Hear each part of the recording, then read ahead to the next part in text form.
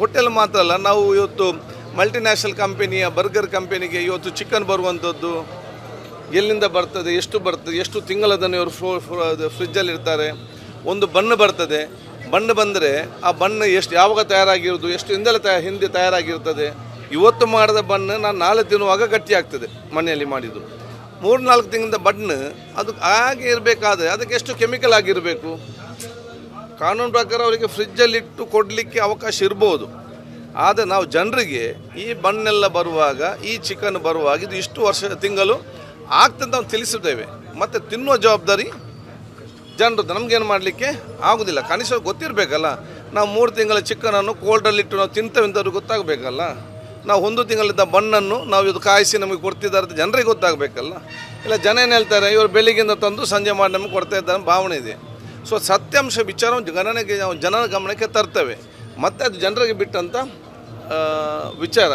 ಅದಕ್ಕಾಗಿ ನಾವು ಇವತ್ತು ಈ ರೀತಿಯ ಎಲ್ಲ ಹೋಟೆಲ್ಗಳಿಗೆ ಮತ್ತು ಈ ರೀತಿಯ ಮಲ್ಟಿನ್ಯಾಷನಲ್ ಕಂಪನಿ ಬರುವಂತಹ ಅದು KFC ಇರಲಿ, ಮ್ಯಾಕ್ಡೊನಾಲ್ಡ್ ಇರಲಿ, ಸಬ್ವೇ ಇರಲಿ, ಪಿಜ್ಜಾಸ್ ಇರಲಿ, ಈ ವಿಚಾರಗಳಿಗೆ ಅದೇ ರೀತಿ ಇವರಿಗೆ ಸಪ್ಲೈ ಮಾಡುವಂಥ ದೊಡ್ಡ ನಮ್ಮ ಕೇಂದ್ರದ ಸ್ಥಳ ಎಲ್ಲಿ ಸಪ್ಲೈ ಮಾಡ್ತಾರೆ ಆ ಪ್ರದೇಶ. ನಮ್ಮ ಉದ್ದೇಶ ಏನು, ಜನರಿಗೆ ಒಮ್ಮೆ ಆರೋಗ್ಯಕ್ಕೆ ಸಂಬಂಧಪಟ್ಟಾಗೆ ನಾವು ಜನಜಾಗೃತಿ ಮೂಡಿಸಬೇಕು. ನಮ್ಮದು ಜನಜಾಗೃತಿ ಮೂಡಿಸೋ ಕೆಲಸ ಮಾತ್ರ. ಮತ್ತು ಕ್ರಮ ತಗೊಳ್ಳುವಂಥದ್ದು ಯಾವಾಗ ನಮಗೆ ನೋಡಲಿಕ್ಕೆ ಆಗ್ತದೆ. ಅವರವರು ವ್ಯಾಪಾರದಲ್ಲಿ ಮೋಸ ಮಾಡದವರು ಊಟ ಕೊಡಬೇಕು. ಎರಡನೇದು ಜನ ಅದನ್ನು ನೋಡಿಕೊಂಡು ಹೋಗಬೇಕು. 2 ವಿಷಯ ಹೇಳಲಿಕ್ಕೆ ಬಯಸ್ತೇನೆ. ಅದಕ್ಕಾಗಿ ಆ್ಯಕ್ಷನ್ ತಗೊಂಡಿದ್ದೇನೆ. ನೋಡಿ, ನೀವು ಬೆರಳು ಹೋಗಿದೆ ಅಂತೇಳಿ ಕೈ ತುಂಡು ಮಾಡಿದ್ರೆ ಆಗ್ತದಾ ಅಲ್ವಾ? ಅವರು ಬದುಕಬೇಕಲ್ಲ. ನಾವು ಒಂದು ಸಮಸ್ಯೆಯನ್ನು ಬಗೆಹರಿಸಲಿಕ್ಕೆ ಹೋಗಿ ನಾನು ಇನ್ನೊಂದು ಸಮಸ್ಯೆಯನ್ನು ನಾನು ಮಾಡಲಿಕ್ಕಾಗ್ತದೆ. ಅವರಲ್ಲಿ ಬೇರೆ ಬೇರೆ ವಿಚಾರ ಇರ್ಬೋದು, ಮಾಲೀಕರಿಗೆ ಗೊತ್ತಿರಲಿಕ್ಕಿಲ್ಲ, ಮ್ಯಾನೇಜರ್ ಮೋಸ ಮಾಡ್ತಿರ್ಬೋದು, ಅವ್ರು ನೋಡ್ತಾರೆ ಅವರು.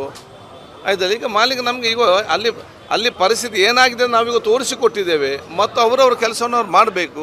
ಎಲ್ಲಿ ಕ್ರಮ ಬೇಕಾ ಅಲ್ಲಿ ಕ್ರಮ, ಅದು ಕಾನೂನುಬದ್ಧವಾಗಿ ಆಗ್ತದೆ. ಅದು ಕ್ರಮ ನನ್ನ ಉದ್ದೇಶ ಆಗಿರಲಿಲ್ಲ, ಅದು ಅಲ್ಲೂ ಅಲ್ಲ. ಕ್ರಮ ಆಟೋಮೆಟಿಕ್ ಆಗ್ತದೆ, ಕಾನೂನು ವ್ಯಾಪ್ತಿಯಲ್ಲಿ ಬರಲೇ ಬೇಕು. ಅದು ಎರಡನೇದು. ನನ್ನ ಉದ್ದೇಶ ಜನರಿಗೆ ಜನಜಾಗೃತಿ ಮೂಡಿಸುವುದು ನಮ್ಮ ಉದ್ದೇಶ. ಮತ್ತು ಅದು ಅಲ್ಲಿ ನಿಲ್ಲುವುದಿಲ್ಲ, ತಳಮಟ್ಟ ಕೂಡ ಹೋಗ್ತದೆ. ನಮ್ಗೆ ಆರೋಗ್ಯವಂತ ಸಮಾಜ ಬೇಕು. ಯಾಕಂತ ಹೇಳಿದರೆ ಕಿಡ್ನಿ ಕ್ಯಾನ್ಸರ್ ಇವತ್ತು ಬೇರೆ ರೋಗಗಳು ಕೋವಿಡ್ ಎಲ್ಲ ಮನೆಯಲ್ಲಿ ಬರ್ತಾ ಇದೆ, ಭಾಳ ಡೇಂಜರ್ ಇದೆ. ಇನ್ನು 10 ವರ್ಷ ಹೋದರೆ ಪರಿಸ್ಥಿತಿ ಏನಂತ ನಾವು ಆಲೋಚನೆ ಮಾಡಬೇಕು. ಅದಕ್ಕೆ ನಾವು ಈಗಾಗಲೇ ಒಂದು ಜನಜಾಗೃತಿ ಮೂಡಿಸೋ ಕೆಲಸ ಆಗಬೇಕಾಗ್ತದೆ. ಈಗ ಸರ್